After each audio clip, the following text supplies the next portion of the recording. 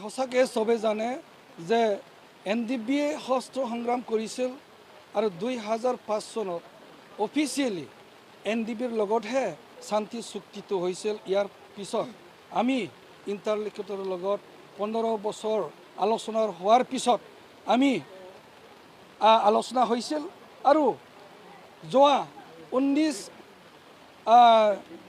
2019 চনৰ 15 আৰু 16 তাৰিখত আমি আলোচনা কৰি শেষ মুহূৰ্তলৈকে আমি উপনীত হৈছিল আৰু এই সময়ত আমাক দিয়া ইণ্টাৰলকুটৰত তেখেতে কৈছিল যে আমাৰ আলোচনা শেষ হ'ল বড়োসকলৰ কাৰণে আৰু গোটেই এই বিটিডিৰ জাতি জনগোষ্ঠীৰ কাৰণে চবে আঁকোৱালি ল'ব পৰা মই ভাল চুক্তি আপোনালোকৰ লগত মই কৰিম।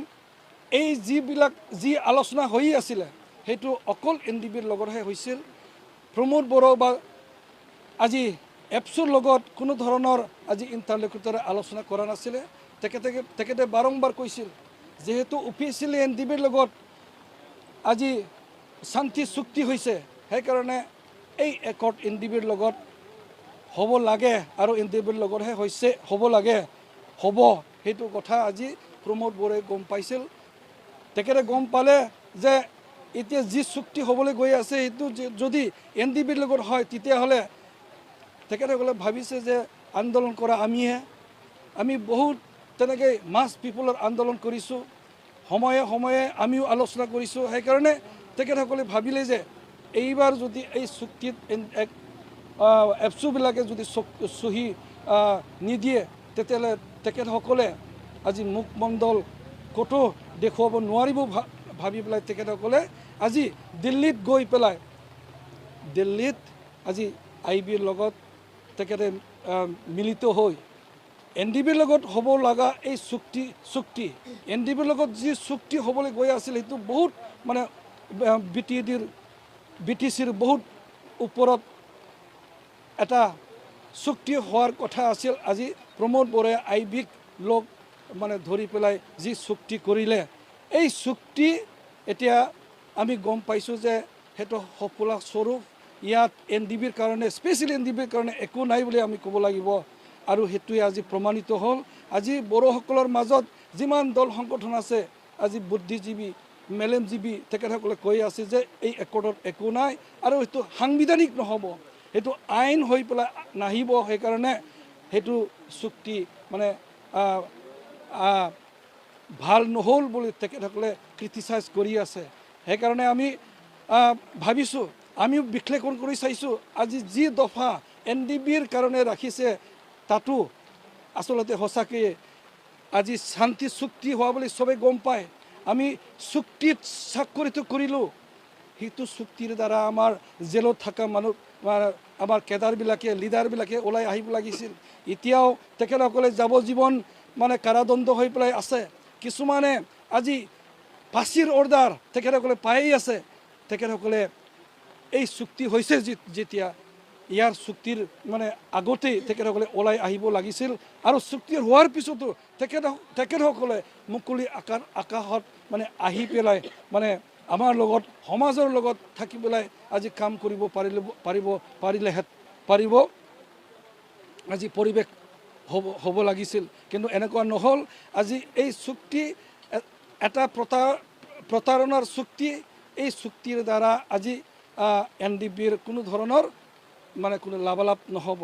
আমাৰ ইয়াতে আমি দেখা পাইছোঁ যে আমাৰ কিছুমান দল সংগঠন আজি আপচুকে ধৰি তেখেতসকলে যি এতিয়া ভাল ধৰণে প্ৰক্ৰিয়া চলি আছে একৰ্ড ইমপ্লিমেণ্টেশ্যনৰ সম্পৰ্কে তেখেতসকলে কেতিয়াবা আমি আলোচনা কৰাৰ পিছত এপছুবিলাকেও যায় তেখেতে আজি গৈ পেলাই আলোচনা কৰাৰ পিছত আমি NDBৰ সমস্যাবিলাক সমাধানৰ ক্ষেত্ৰত আমি কাম কৰি আছোঁ, আমি আলোচনা কৰি আছোঁ, চৰকাৰক আমি প্ৰেছাৰ দি আছে। এইবিলাক তেখেতসকলে মানে ৰাইজৰ মাজত বিভ্ৰান্তিকৰ কথা আজি কৈ আছে। কিন্তু যিবিলাক আলোচনা হ'ল সেইটো আলোচনা কোঅৰ্ডিনেশ্যন কমিটিৰ দ্বাৰা হৈছে, আমি কৰিছোঁ। কোনোবাই তাত মানে গৈ পেলাই মানে ক্ৰেডিট লোৱা এইবিলাক এইবিলাক আচলতে কৰিব নালাগে, এপছুৱে কৰিব নালাগে। আচলতে আমাৰ NDBৰ যি ফিজ ষ্টক এইটো বহু ওপৰত আমাৰ BTD আছে, ইয়াৰ ওপৰতে বহুত মানে ভাল এটা আমি MOS পালেহেঁতেন। আজি কিন্তু প্ৰমোদ বড়োৰ দৰে এপছুৱে তাত মানে তেখেতসকলে ইণ্টাৰফেয়াৰ কৰাৰ পিছত আমি যি পাব লাগিছিল, যি ডাঙৰ এটা চুক্তি হ'ব লাগিছিল, এই চুক্তিক আজি প্ৰমোদ বড়োৱে এপছুৱে আজি বেবৰিবাং আৰু তেনেকৈ ফেব্ৰিক মানে আমাৰ একৰ্ডত আলোচনাত তেখেতসকলে বহুত মানে মিছলিডিং কাম কৰি আছে। আৰু সেইকাৰণে আজি একৰ্ডটো চবৰ কাৰণে আজি NDBৰ কাৰণে আৰু বড়োসকলৰ কাৰণে ভাল হোৱা নাই বুলি আজি আমি কোৱা নহয়, আজি ইণ্টেলেকচুৱেলবিলাকে বুদ্ধিজীৱিবিলাকে এইবিলাক কৈ আছে। আৰু সঁচাকৈ প্ৰমোদ বড়োৱে এই চুক্তিক মানে ধ্বংস কৰিছে। আৰু NDBৰ যি 34 ইয়াৰ্ছ ষ্ট্ৰাগল, যি ছেক্ৰিফাইচ ত্যাগ আমি কৰিছিলোঁ, সেইটো বিনষ্ট কৰিছে। আৰু তেখেতে এইটো কামটো কৰিব নালাগিছিল। আচলতে এপছুৱে এই চুক্তিত আহিবই নালাগিছিল, কাৰণ অফিচিয়েলি NDBৰ লগতে হৈছিল। তাত তেখেতে মানে আহি পেলাই নষ্ট কিয় কৰিলে, আমি সেইটো মানে সুধিবলৈ বাধ্য হৈছোঁ।